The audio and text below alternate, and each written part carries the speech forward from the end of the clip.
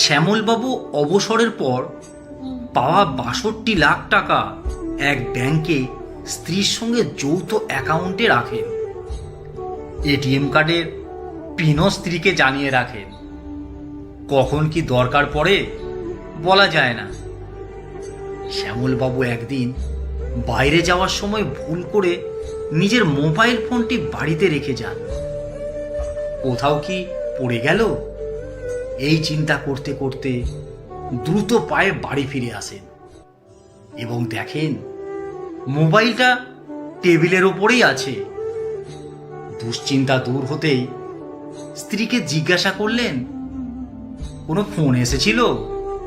স্ত্রী বললেন, ব্যাংক থেকে ম্যানেজার ফোন করেছিলেন। শ্যামলবাবু শুনেই ঘামতে শুরু করলেন। জিজ্ঞাসা করলেন, ম্যানেজার কি বললেন? উনি আমাদের যৌথ অ্যাকাউন্ট আপডেট করার জন্য কিছু তথ্য জানতে চাইলেন এবং বললেন একটা ওটিপি যাবে মোবাইলে এবং সেটা জানালেই অ্যাকাউন্ট আপডেট হয়ে যাবে। স্ত্রী বললেন। শ্যামলবাবুর অজ্ঞান হয়ে যাওয়ার উপক্রম। সমস্ত সঞ্চয় বোধহয় শেষ হয়ে গেল, গলা শুকিয়ে গেল। খবরের কাগজে রোজ যা দেখেন, উদ্বিগ্ন হয়ে জিজ্ঞাসা করলেন, তুমি কি ওটিপি বলে দিয়েছ? ব্যাংক ম্যানেজার জিজ্ঞাসা করলেন, আমি কি না জানিয়ে পারি? শ্যামলবাবু চেয়ারে বসে পড়লেন। দরদর করে ঘামতে শুরু করলেন নিঃস্ব হয়ে যাওয়ার ভয়ে।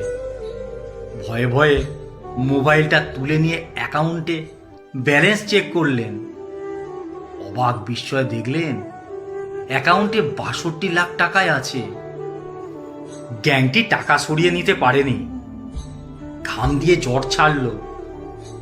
শ্যামলবাবু তার স্ত্রীকে জিজ্ঞাসা করলেন, কত নম্বর ওটিপি এসেছিল? স্ত্রী বললেন, ৮০৮২। শ্যামলবাবু মাথায় হাত দিয়ে বললেন, তুমি তো ঠিকঠাক ওটিপি বলে দিলে।